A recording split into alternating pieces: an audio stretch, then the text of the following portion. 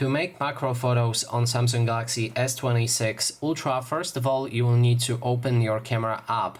Next step is to click on those four dots right here, and then first thing is to change the megapixels to 50 or 12. Sadly, the macro mode doesn't work with 200 megapixels, so you will need to stick to 50 or 12.